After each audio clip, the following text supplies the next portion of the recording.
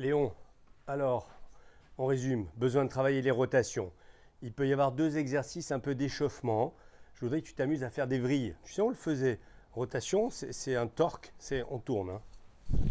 Hop, pour s'échauffer, c'est pas mal. En sentant, tu vois que ce pied gauche, il pousse par là comme ça derrière. Hop, il met une impulsion. Ok. Tu peux faire des vrilles pour t'échauffer. Tu peux faire aussi pour échauffer, réveiller ses forces de rotation, le point de talon, tu te souviens?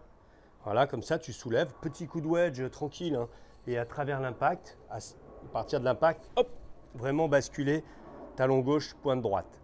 Ok, peut être un petit drill d'échauffement, 5-6 balles pour le sentir, ça me va. Ça peut être aussi les points de pression, hein, c'est-à-dire tu appuies pointe gauche, tu appuies talon droit, et à travers l'impact, pareil, tu sens que ça vient vers le talon gauche. Voilà, la vrille est intéressante, mais c'est des exercices d'échauffement. Pour être plus concret, je voudrais vraiment que tu sentes cette histoire de friction, comme ça, là, ça c'est un bon drill. Et donc tu le fais un peu comme ça, en glissant le pied, tu sens que ça s'accroche, puis tu sens que tu laisses le pied dans le sol et que cette impulsion, elle t'envoie la hanche derrière et l'épaule derrière. L'idée étant que vraiment, à un moment donné, vraiment, ça tourne vraiment, ok? Au downswing, tu te débrouilles, mais il faut que ça tourne. Ça, c'est un bon drill qui est très réaliste parce qu'on part des forces, ok?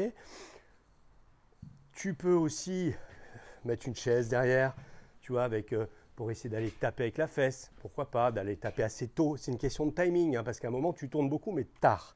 Donc, il y a l'idée de timing, hein, d'aller le taper assez tôt, la fesse, avant l'impact, en fait. Hein.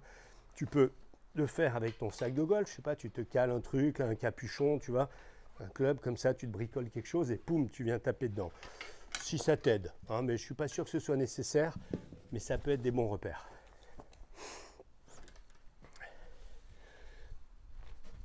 Un poteau, je crains que tu n'en aies pas, pour être honnête.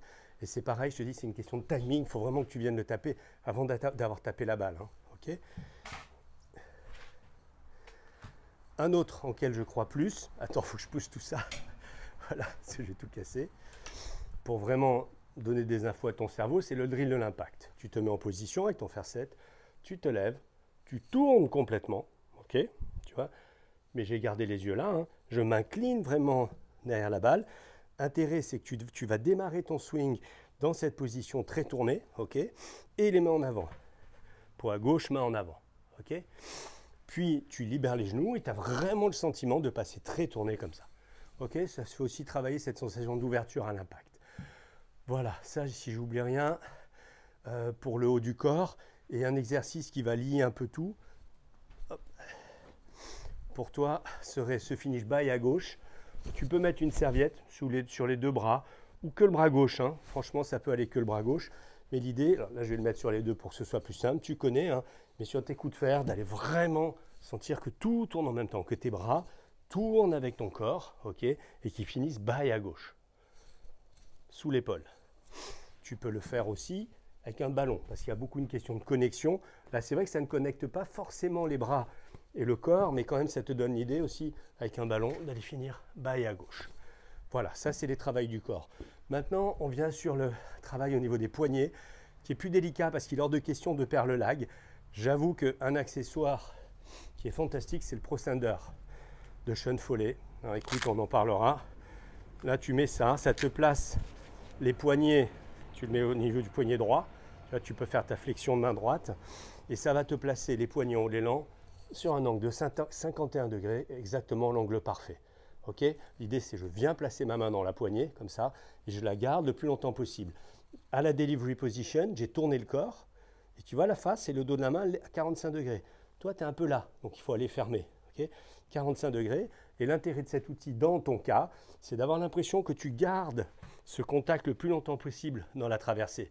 Et pas ça trop tôt. En réalité, il y a une extension de bras droit, hein, mais on va essayer de temporiser un petit peu, de prendre cette sensation comme si la main droite restait longtemps en extension et pas en flexion, ok, dans la traversée, puis après à la sortie, à la fin, bien sûr, tu lâches. Donc ça m'aiderait beaucoup parce qu'à distance, je ne vois pas d'autre idée que de trouver un feedback pour toi.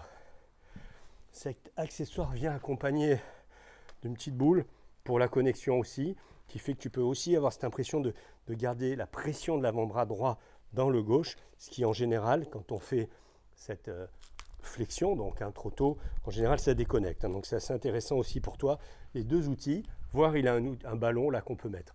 On va en parler, mais à distance, je trouve que ça serait vraiment pas mal d'utiliser ça donc pour stabiliser les poignets et la face. Voilà Léon.